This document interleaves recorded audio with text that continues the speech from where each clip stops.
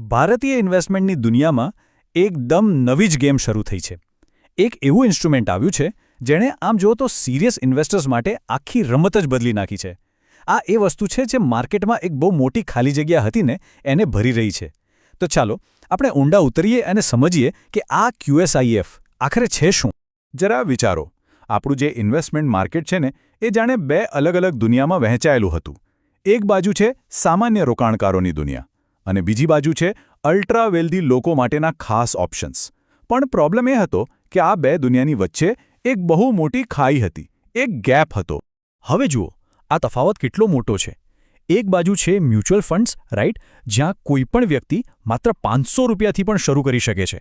અને પછી બીજી બાજુ છે AIFs, એટલે કે ઓલ્ટરનેટિવ ઇન્વેસ્ટમેન્ટ ફંડ્સ, જ્યાં એન્ટ્રી જ મિનિમમ ₹1 કરોડ થાય છે.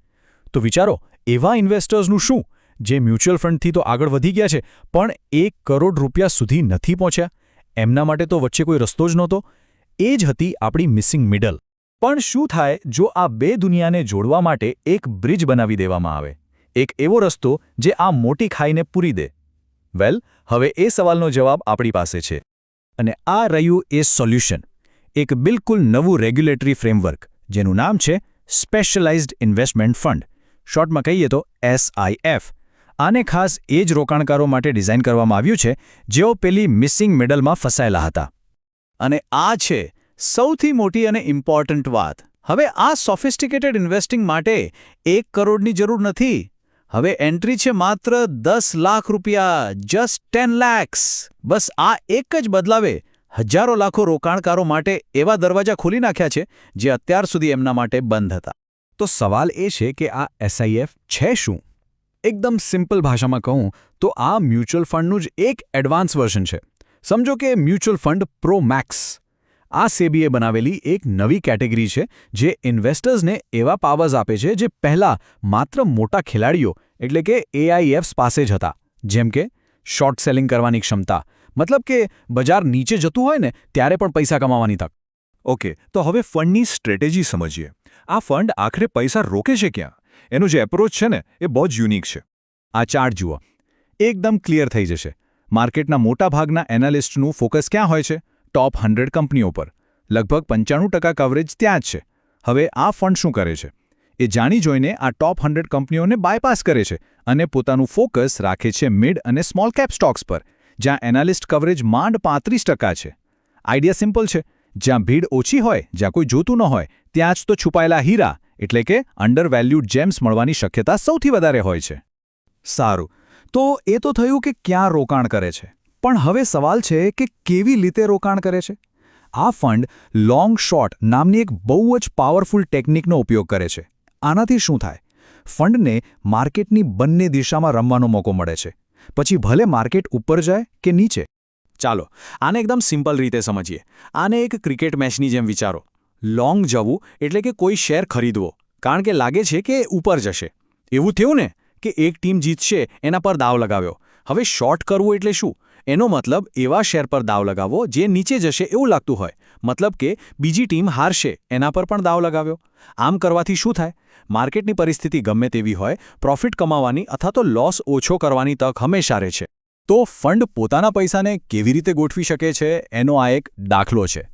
આ ચાર્ટમાં જુઓ, લગભગ 80% પૈસા લોંગ પોઝિશનમાં છે એટલે કે તેજીના દાવમાં, અને બાકીના 20% શોર્ટ પોઝિશનમાં છે જે માર્કેટ નીચે જાય ત્યારે બચાવ માટે અથવા તો કમાણી કરવા માટે છે. આ તો એવું થયું કે એક જ સમયે તમે એટેક પણ કરી રહ્યા છો અને ડિફેન્સ પણ કરી રહ્યા છો. સ્માર્ટ નહીં? તો આ બધાનો મતલબ શું? એક ઇન્વેસ્ટર માટે આમાં શું છે? ચાલો હવે આપણે આના ફાયદા અને ગેરફાયદા બંને પર નજર નાખીએ. કેમ કે સિમ્પલ વાત છે, જ્યાં મોટા રિવોર્ડ્સ હોય ત્યાં રિસ્ક પણ મોટું જ હોય છે. પણ આ ફંડનો એક એવો ફાયદો છે જે એને ખરેખર રિયલી અલગ પાડે છે. અને આ એક જ ફાયદો એવો છે જે એને કદાચ AIF કરતાં પણ વધારે આકર્ષક બનાવી દેશે. અને એ મુદ્દો છે ટેક્સ. જી હા, ટેક્સેશન. આ ટેબલ પર એક નજર નાખો. SIFમાં જો 1 વર્ષ કરતાં વધુ સમય માટે રોકાણ રાખો તો જે પણ નફો થાય એના પર ટેક્સ લાગે છે ખાલી 12.5%. હવે આની સરખામણી AIF સાથે કરો. ત્યાં એ જ નફા પર 42% કે એનાથી પણ વધુ ટેક્સ લાગી શકે છે. કેમ? કારણ કે એઆઈએફની આવકને બિઝનેસ ઇન્કમ ગણવામાં આવે છે. આટલો મોટો ટેક્સનો તફાવત એ જ રિટર્નમાં ધરખમ ફેરફાર લાવી શકે છે. આ એક ગેમ ચેન્જર છે. વાત ખાલી ટેક્સની નથી, ખર્ચ અને લિક્વિડિટીમાં પણ જમીન આસમાનનો ફરક છે. જુઓ, આ QSIFનો એક્સપેન્સ રેશિયો છે માત્ર 0.83% અને કોઈ પરફોર્મન્સ ફી પણ નથી. પ્લસ સૌથી મોટી વાત, પૈસા રોજે રોજ ઉપાડી શકાય છે, ડેઇલી લિક્વિડિટી છે. જ્યારે બીજી બાજુ AIFsમાં 2% કે તેથી વધુનો એક્સપેન્સ રેશિયો, 20% પરફોર્મન્સ ફી અને ઉપરથી પૈસા વર્ષો સુધી લોક ઇન થઈ જાય છે. કેટલો મોટો તફાવત છે! ઓકે, તો આ બધું સાંભળવામાં તો બહુ સારું લાગે છે. ટેક્સ બચે, ખર્ચ ઓછો, લિક્વિડિટી પણ સારી.